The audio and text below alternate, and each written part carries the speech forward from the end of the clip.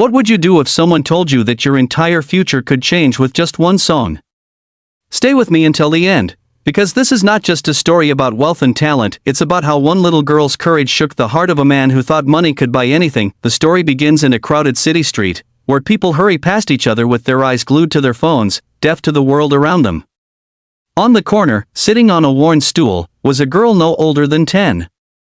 Her clothes were patched and faded, her shoes were too big for her feet, and her tiny hands clutched a violin that had seen better days.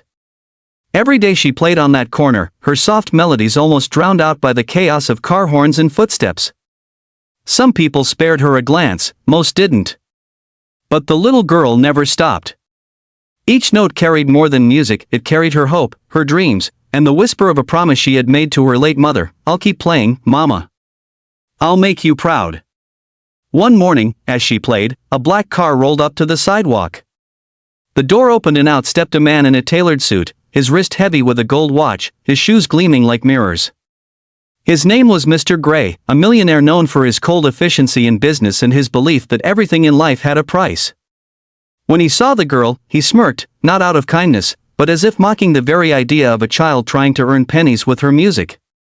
People whispered around them, "That's the man who owns half the buildings downtown." Now he approached her, his voice dripping with arrogance. "Play something for me, little one," he said, waving a dismissive hand.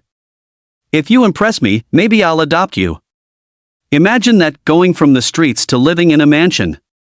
But if you fail," he chuckled, "then perhaps you should give up this silly dream of yours." The girl froze, the bow trembling in her hand.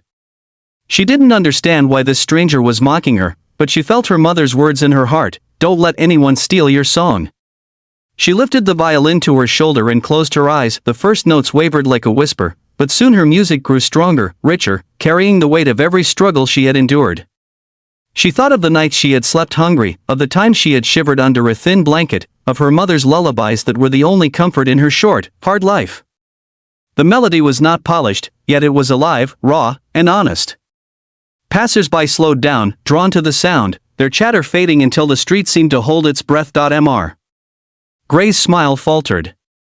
He had expected a child fumbling clumsily, but what he heard was a story told without words. For the first time in years, something inside him stirred, a feeling he had buried long ago. By the time she played her final note, silence stretched across the crowd. Then came the applause, not polite, but thunderous. People who had ignored her before now dug deep into their pockets, leaving bills and coins in her little case, but Mr. Gray stood motionless. His throat tightened, and he turned away quickly, as if ashamed to let anyone see the glimmer of tears in his eyes. He had promised adoption as a joke, but now he couldn't walk away so easily. Something in that girl's music had broken through his armor. The days that followed tested them both. Mr. Gray visited her again, not with the same arrogance, but with questions: where she lived, who took care of her, why she played every day. Slowly, he learned the truth: she had no one left. Her mother had passed away, and her father was gone long before. She played to survive, but more than that, she played to keep her mother's memory alive. Mr. Gray found himself haunted by her song at night, its echoes slipping past the walls of his mansion. He had money, cars, houses, everything anyone could want except warmth. His wealth had bought silence, not love. That little girl, with nothing to her name but a violin, had more spirit than he had ever known. One evening, as the sun dipped low and the girl played her familiar tune, Mr. Gray finally approached her differently. His voice was softer now, almost unrecognizable. "You don't need to impress me anymore," he said quietly. "You already have."